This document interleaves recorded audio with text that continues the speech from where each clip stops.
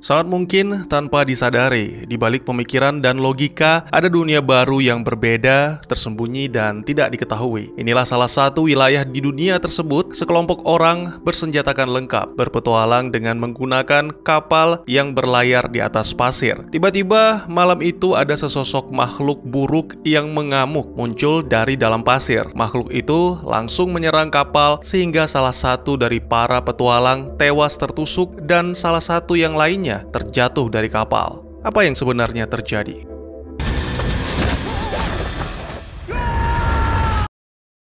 Yaitu bang, kapalnya hancur. Pakai ditanya, selo lah wak geng, kok kali lah, kan biar dramatis. Macam baru pertama nonton aja nya kau. Itulah sepenggal kisah pembuka dari film yang akan saya ceritakan. Berjudul Monster Hunter, sebuah film fiksi ilmiah yang rilis di tahun 2020. Disutradarai sekaligus ditulis oleh Paul W. S. Anderson, dibintangi oleh istrinya sendiri, serta dibantu oleh aktor dan aktris lainnya. Baik, kopi hitam gak usah diaduk kalau nonton Bok ya sambil duduk. Bersama saya Teguh Gusto, mari kita lanjutkan ceritanya. Film dimulai dengan menampilkan dunia yang kita kenal saat ini, di mana sekelompok pasukan keamanan PBB sedang dalam misi pencarian tim Bravo yang hilang beberapa waktu yang lalu. Tokoh utama kita, Kapten Artemis, mencoba menganalisa kejadian tersebut dengan mendengarkan rekaman terakhir dari tim Bravo. Mereka pun melanjutkan perjalanan setengah kilometer ke depan setelah mendapat laporan bahwa salah satu prajurit bernama Link menemukan sesuatu. Sepanjang jalan, terdapat prasasti aneh dan tak biasa. Namun sang kapten meminta mereka mengabaikan karena memang bukan bidangnya. Apa yang ditemukan Link adalah jejak ban Humvee dan MATV. Itu adalah kendaraan lapis baja seberat 10 ton. Sulit diterima kendaraan seperti itu bisa hilang begitu saja. Mendadak, X melaporkan ada badai aneh yang sedang menuju ke arah mereka. Ya, menurut rekaman yang didengar Artemis, tim Bravo juga melaporkan tentang badai. Oleh karena itu, sang kapten meminta anak buahnya mundur dan tetap waspada karena mungkin saja musuh bersembunyi di dalam sana. Dengan cepat, badai menerjang dan menelan tim Artemis. Jangankan melihat musuh, melihat sekeliling saja mereka tak mampu. Sampai akhirnya kendaraan jatuh ke jurang dan sebuah kilatan menyambar.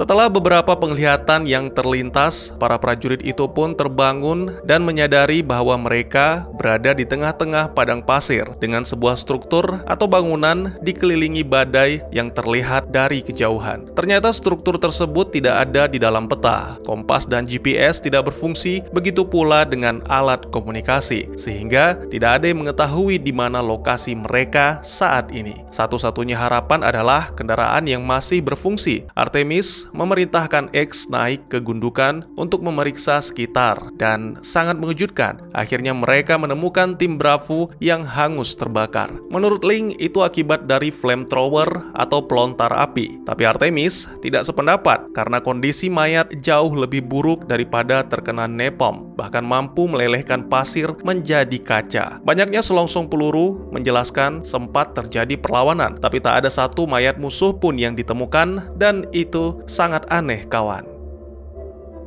Perjalanan pun dimulai 20 km ke arah gundukan, seperti di dalam peta. Meski memang tidak sesuai, tapi hanya itu satu-satunya pegangan mereka selain matahari. Artemis menyadari perasaan takut dan bingung yang dialami pasukannya. Oleh karena itu, dia mengajak semuanya bernyanyi untuk membangkitkan semangat. Sampai akhirnya nyanyian itu terhenti karena mereka melihat tulang yang sangat besar, bahkan mungkin ukurannya lebih besar dari dinosaurus. Sebuah anak panah menancap pada tulang dan mengeluarkan bom asap. Ternyata itu berasal dari pria di atas bukit. Para prajurit langsung memberondongnya dengan senjata. Sadar bahwa itu adalah sebuah aba-aba, sang kapten pun meminta anak buahnya menghentikan tembakan. Lalu tiba-tiba seluruh daratan bergetar, diikuti dengan datangnya gelombang pasir yang di dalamnya ada monster raksasa yang mengerikan. Tidak tanggung-tanggung, monster itu langsung menghempaskan kendaraan lapis baja. Kulitnya yang tebal, tidak mempan terhadap peluru, bahkan ledakan grenade hanya membuat monster itu pusing dan semakin marah.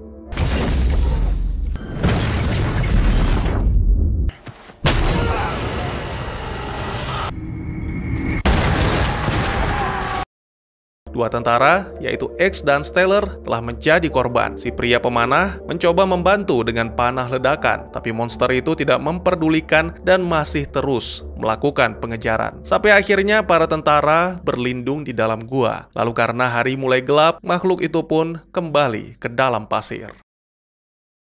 Tentu saja peristiwa tersebut membuat seluruh prajurit bertanya-tanya akan makhluk yang mengejar mereka, dan apakah makhluk seperti itu ada di bumi. Menurut sang kapten, tidak ada gunanya mencari tahu asal makhluk itu. Artemis meyakinkan anak buahnya untuk terus berjuang dengan memanfaatkan senjata apapun yang dimiliki, karena hanya itu satu-satunya cara untuk bertahan minimal sampai alat komunikasi kembali berfungsi. Tiba-tiba saja wanita itu ditangkap dan disengat oleh makhluk penghuni gua. Meskipun tidak terlalu tangguh, tapi ternyata jumlahnya sangat banyak sehingga Ling terpaksa meninggalkan sang kapten setelah mengetahui jantung wanita itu sudah tak berdetak. Kembali pria pemanah mencoba membantu, tentunya dengan tidak mengabaikan keselamatannya sendiri. Satu persatu para prajurit dimangsa dan akhirnya makhluk serangga itu kembali untuk menyengat Artemis yang baru terbangun.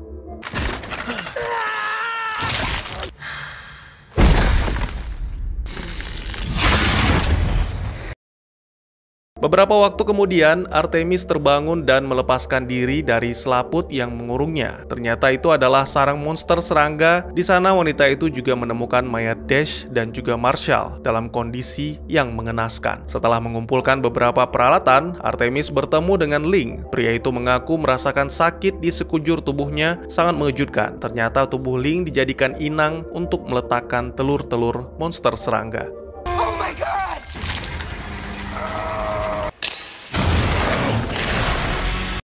Tiba-tiba saja Ling ditangkap. Dia meminta sang kapten pergi melarikan diri karena sudah tidak ada harapan bagi Ling untuk hidup. Artemis pun segera berusaha keluar dari lubang. Meskipun sempat tertangkap, tapi wanita itu tidak menyerah. Dia menggunakan semua benda yang ada sebagai senjata, termasuk peluru, sampai akhirnya berhasil memanjat keluar. Untungnya para serangga itu adalah makhluk nokturnal, sehingga sinar matahari membuat mereka takut.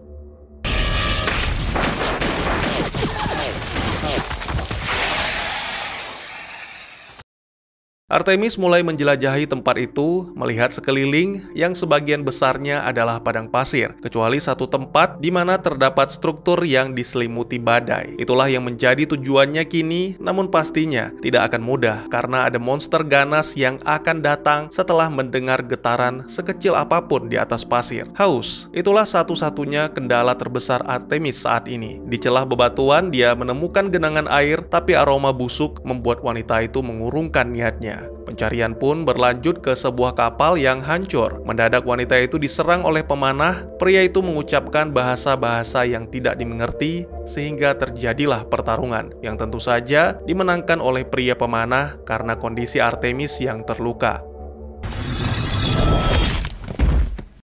Karena hari mulai gelap, pria itu pun mengikat dan menyeret Artemis ke bunkernya. Tak lama kemudian, para serangga pun keluar dari sarang. Mereka mengetahui keberadaan si pemanah dan berusaha melubangi batu untuk menerobos masuk ke bunker. Sepertinya bunker si pemanah lah tempat teraman saat ini, dengan makanan dan minuman seadanya. Artemis hanya diam memperhatikan apa yang dilakukan pria itu sambil terus berusaha melepaskan tali yang menjerat tangannya. Keesokan paginya, ketika pria itu lengah, Artemis langsung melancarkan serangan sehingga berhasil melumpuhkannya. Namun ternyata pria itu cukup tangguh. Amarahnya seketika meledak ketika Artemis berusaha menghancurkan dua berhala yang digunakan untuk berdoa. Kembali terjadi pertarungan dan kali ini jauh lebih epik dari sebelumnya. Dua orang itu bertarung dengan sekuat tenaga sampai-sampai pria pemanah terjatuh ke dalam lubang serangga dan membuat makhluk itu berdatangan. Merasa sudah cukup lelah dengan pertarungan yang tidak ada artinya itu, Artemis langsung menolong si pemanah, melepaskan ikatan dan memberikannya coklat. Siapa pula yang bisa memungkiri kenikmatan makanan itu? Pria pemanah sangat berterima kasih dan sebagai gantinya, dia memberikan Artemis sebotol air. Mereka berdua memiliki tujuan yang sama, yaitu struktur. Tapi sebelum itu, mereka harus menaklukkan monster pasir yang disebut Diablos. Artemis dan si pria pemanah berkomunikasi ala kadarnya dengan kombinasi bahasa isyarat. Si pemanah memiliki ide cemerlang, yaitu melumpuhkan Diablos dengan bisa makhluk serangga yang disebut Nersila. Itu merupakan cara yang cerdas, tapi mungkin Artemis tidak akan suka dengan rencana si pemanah untuk mendapatkan bisa tersebut. Ya, wanita itu dijadikan umpan, bernyanyi di tengah-tengah wilayah Nersila untuk memancing makhluk itu. Kemudian, si pemanah muncul dengan menggunakan pedang besar yang tidak umum untuk melepaskan sebuah serangan pemungkas.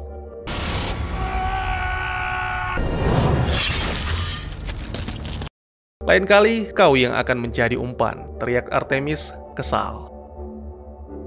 Malam harinya mereka mencoba mengenal satu sama lain. Pria pemanah menyebut dirinya sebagai hunter atau pemburu. Lalu pria itu pun berdoa menggunakan dua berhala yang kemungkinan menggambarkan keluarganya. Dan hunter juga menyebutkan sebuah nama yaitu Rathalos. Racun saja tidak akan cukup. Mereka juga harus menyiapkan sebuah jebakan dan umpan. Selain itu, Artemis diberikan senjata panah tangan dan pedang api, serta dilatih bagaimana cara menggunakannya. Hari yang dinantikan pun tiba, hari di mana Artemis dan Hunter akan menghadapi Diablos. Diawali dengan dilontarkannya sebuah tong, kemudian Artemis dan Hunter berlari ke arah yang berlawanan.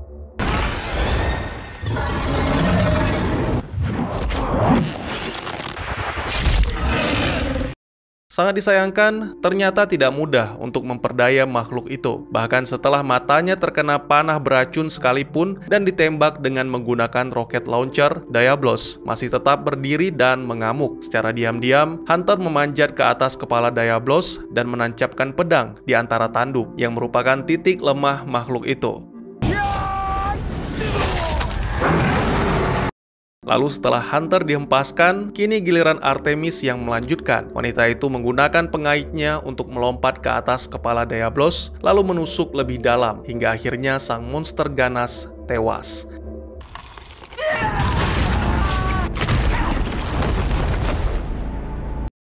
Kini saatnya melanjutkan perjalanan ke struktur, tapi Artemis tidak akan meninggalkan rekan seperjuangannya. Sepertinya Hunter terhantam cukup keras, sampai-sampai tak sadarkan diri. Namun Artemis tidak ingin membuang-buang waktu. Dengan seutas tali dan sepotong sisik Diablos, wanita itu memulai perjalanan sambil menarik rekannya. Karena badai semakin kuat, Artemis memutuskan untuk mendirikan tenda sambil mengobati Hunter. Keesokan paginya, pria itu terbangun dengan wajah kesal. Mungkin ini berhubungan dengan mimpi. Mungkin Hunter mengira bahwa dirinya telah mati sehingga bisa berkumpul kembali bersama keluarganya. Setelah menempuh perjalanan yang cukup panjang tapi aman, dua jagoan kita pun tiba di sebuah oasis. Di sana, mereka bertemu dengan sekelompok monster Apseros yang menyeramkan tapi cukup ramah. Ya, monster yang satu ini adalah jenis herbivora. Siapa yang akan tahan melihat danau yang begitu jernih dikala dahaga melanda? Hunter langsung mempersilahkan Artemis minum sambil secara diam-diam menjadikannya umpan untuk memancing monster yang menjadi santapan makan siang. Artemis boleh merasa marah, namun tak bisa dipungkiri, aroma dan rasa monster yang disebut Seplos membuat selera wanita itu tergugah. Malam harinya ketika Hunter berdoa, tiba-tiba sesosok makhluk terbang melintas di atas mereka. Pohon-pohon pun mulai terbakar, membuat gerombolan Apseros berlari ketakutan. Rathalos, lagi-lagi Hunter menyebut nama itu, lalu segera melarikan diri. Sangat disayangkan, Artemis tidak sengaja terjatuh. Untungnya seorang pria muncul dengan kapak api dan secara tidak langsung mengajarkan Artemis bagaimana menyelamatkan diri. Jangan buru-buru berterima kasih. Sangat mengejutkan, pria itu berbicara bahasa yang sama dengan Artemis, dan perkenalan singkat ditutup dengan sebuah pukulan yang mendarat di wajah Artemis dengan tepat. Artemis dirantai serta dikurung oleh kelompok petualang, dan ternyata Hunter adalah anggota dari kelompok tersebut. Wanita itu benar-benar kecewa dan kesal karena dikhianati rekan seperjuangan, namun menyerah bukanlah pilihan karena jalan pulang harus segera ditemukan. Setelah berhasil keluar dari kurungan, kini Artemis membutuhkan senjata. Pisau dapur mungkin bisa menjadi pilihan utama, namun tiba-tiba seekor kucing murka mengejutkannya. Sebutannya Paliko. Hunter menghampiri dan mengajak Artemis bertemu sang pemimpin yang selanjutnya kita sebut Admiral atau Laksamana. Orang yang dimaksud tidak lain dan tidak bukan adalah pria yang meninju wajah Artemis. Hunter telah menjelaskan semuanya dan kini Admiral pun harus meminta maaf karena salah menilai Artemis. Tapi daripada maaf, mungkin penjelasan akan lebih dibutuhkan. Artemis ingin mengetahui apa yang terjadi dan apa yang membawanya ke dunia ini. Jadi alkisah, sang Admiral mengakui bahwa dirinya merasa takut dengan dunia Artemis dan apa yang bisa dilakukan terhadap dunia baru. Artemis bukan orang pertama yang datang, karena dahulu kala juga pernah ada yang berhasil menyeberang ke dunia baru, dan itulah alasan mengapa Admiral bisa berbicara dengan Artemis. Admiral yakin jawaban dari pertanyaan Artemis ada di struktur yang menjadi tujuan. Mereka menyebutnya Menara Langit atau Sky Tower. Kabarnya, peradaban kuno menciptakan Sky Tower untuk melakukan perjalanan antara dua dunia. Kini peradaban tersebut telah musnah akibat teknologinya sendiri. Mungkin ada hubungannya dengan dunia Artemis, mungkin juga tidak. Tapi yang pasti, dahulu kala sempat terjadi bencana ketika gerbang terbuka. Itulah tujuan kelompok Admiral, memastikan bencana tersebut tidak terjadi lagi dengan menyelidiki Sky Tower. Tapi tentunya itu tidak akan mudah karena ada Rathalos yang menjaganya, makhluk paling menakutkan dan hampir mustahil untuk dikalahkan. Keesokan paginya, Artemis memutuskan ikut bersama kelompok Admiral untuk menyelidiki Sky Tower sekaligus membunuh Rathalos, karena mungkin saja wanita itu bisa menemukan jalan pulang ke dunianya. Beberapa waktu kemudian, setelah mendaki bukit yang terjal, akhirnya mereka tiba di Sky Tower. Admiral yakin lava menjadi sumber energi untuk menjalankan mesin yang berada di dalam menara, dan sepertinya Sky Tower jugalah yang mengendalikan badai, yang mana kemungkinan membuka portal ke dunia Artemis. Setelah memeriksa sekitar dan mengetahui keberadaan Rathalos, para pemburu pun bersiap di posisi masing-masing. Beberapa di antara mereka tewas terbakar, kemudian Rathalos pun menampakkan diri. Sesuai dengan yang diceritakan Admiral, monster yang satu ini benar-benar menakutkan. Tidak hanya besar dan mampu terbang, tapi juga memiliki nafas api.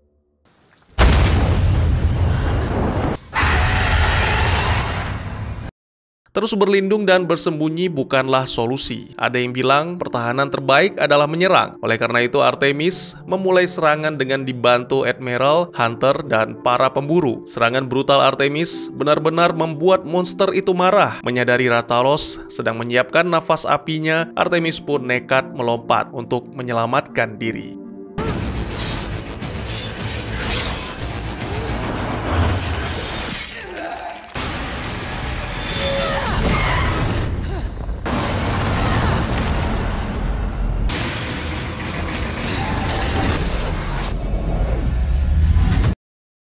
Sangat mengejutkan, saat terbangun Artemis sudah kembali ke dunianya. Ya, Kapten Natalie Artemis langsung dijemput oleh para tentara yang kebetulan sedang berpatroli di wilayah tersebut mencari keberadaan dua tim yang hilang termasuk tim Artemis. Sangat disayangkan, sang kapten tidak bisa menjelaskan apapun karena perpindahan dunia membuat pikirannya terganggu. Lalu tiba-tiba portal kembali terbuka yang mana kali ini mendatangkan malapetaka. Ya, Rathalos muncul dan langsung menghancurkan pesawat.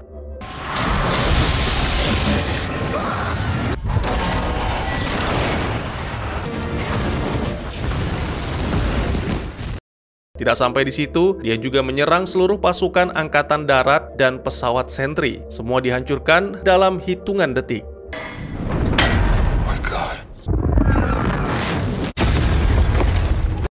Hanya ada satu pilihan bagi Artemis, yaitu melawan. Wanita itu melakukan sesuai dengan arahan Admiral, menyerang sayap untuk membuat Rathalos marah, lalu ketika Rathalos hendak menyemburkan api, Artemis langsung menembakkan peluru flare gun ke dalam mulut makhluk itu.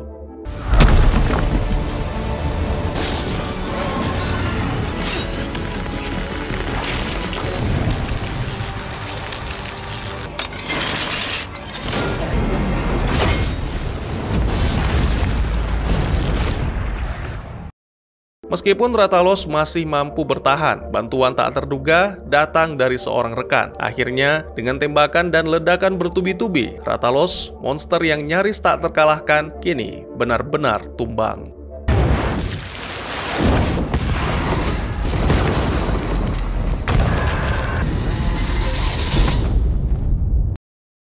Artemis cukup terkejut dengan kemunculan Hunter dan juga Admiral, tapi dia juga sangat berterima kasih. Admiral menjelaskan bahwa dirinya dan Hunter datang membantu karena tidak ingin monster dari dunia baru mengacaukan dunia lain. Rathalos hanyalah permulaan, karena akan ada lebih banyak lagi yang datang jika Sky Tower tidak dihancurkan. Tapi sebelum itu, mereka harus mengalahkan monster terbang lain yang jauh lebih ganas dan tentunya lebih kuat, yaitu Gore Magala. Film pun ditutup dengan menampilkan Palico yang datang dan ikut membantu dalam pertempuran. Lalu ada seorang misterius yang menyaksikan pertarungan tersebut dari atas menara. Apakah Artemis bisa menghancurkan Sky Tower dan menghentikan kekacauan yang melanda dua dunia? Lalu, siapakah orang misterius tersebut? Teman atau lawan? Dan tamat.